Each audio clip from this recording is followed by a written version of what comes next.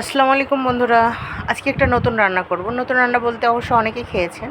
যাই হোক, আমি এটা মনে পড়ে গেল গ্রামের কথা। ছোটোবেলায় আম্মুরা রান্না করতো দেশি মুরগি দিয়ে, দেশি মুরগির ডিম।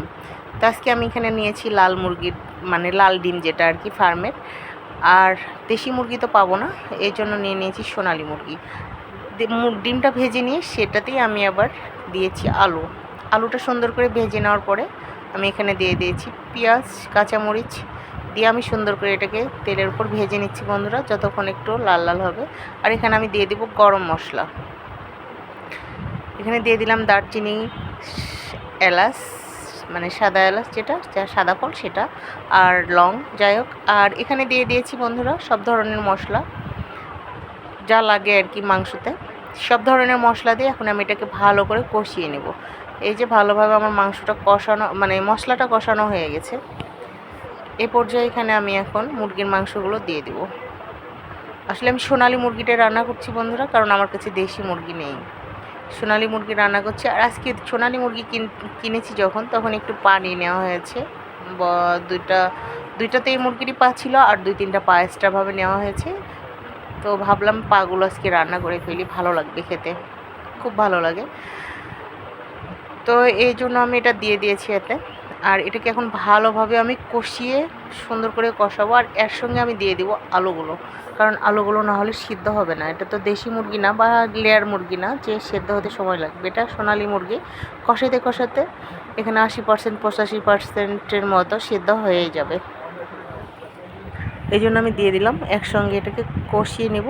আলুগুলোও সিদ্ধ হবে, কষানো হবে, ভালো লাগবে খেতে। জানি না আমার রান্না কেমন লাগছে, হয়তো বা আপনাদের মতো নাও পারছি না। তো একটু কষ্ট করে হলেও দেখবেন। অবশ্যই আমার চ্যানেলটাকে সাবস্ক্রাইব করবেন, লাইক দিবেন, কমেন্টেও জানাবেন। আপনারা পাশে থাকলে আমি একটু এগিয়ে যেতে পারবো আপনাদের সঙ্গে। আসলে সবচেয়ে হলো ভালোবাসাই মানুষের সব কিছু। এখানে কথা বলতে বলতে বন্ধুরা আমার মাংসটা কষানো হয়ে গেছে। এখানে আমি দিয়ে দিলাম গরম পানি। গরম পানি দিলে মুরগির মাংস বলেন আর গরুর মাংস বলেন খেতে ভালো লাগে, রান্নাটা অনেক সুন্দর হয়। গরম পানিটা আমি দিয়ে দিলাম। এখন এটাকে আমি ঢেকে রাখবো কিছুক্ষণের জন্য। এই পর্যায়ে এখন আমি ডিমগুলো দিয়ে দিব বন্ধুরা। ডিমগুলো আমি সুন্দর করে ভেজে রেখেছিলাম, এই যে দিয়ে দিলাম।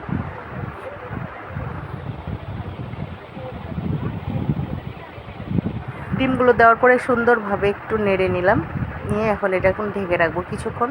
তারপরে আমি এখানে জিরার গুঁড়া আর গরম মশলার গুঁড়া অ্যাড করে আমি এটাকে নেমে নেব তরকারিটা। এই যে দেখেন আমার তরকারিটা কত সুন্দর একটা কালার এসছে, আর অনেক সুন্দর একটা ঘ্রাণ বেরোচ্ছে বন্ধুরা। এ পর্যায়ে এখন আমি এখানে এই যে দিয়ে দিলাম ভাজা জিরা এবং গরম মশলার গুঁড়া দিয়ে দিলাম। খেতে কিন্তু দারুণ লাগে এটা দিলে, আরও মানে খুব সুন্দর একটা ফ্লেভার আসে বন্ধুরা, খুবই সুন্দর ফ্লেভার। খেতে তো অনেক ভালো লাগে। কার কাছে কেমন লাগে জানি না, আমার কাছে অনেক ভালো লাগে। আর অবশ্যই আমার রান্নাটা কেমন লাগলো কমেন্টে জানাবেন। আমার চ্যানেলটাকে অবশ্যই বন্ধুরা সাবস্ক্রাইব করবেন, লাইক দিবেন।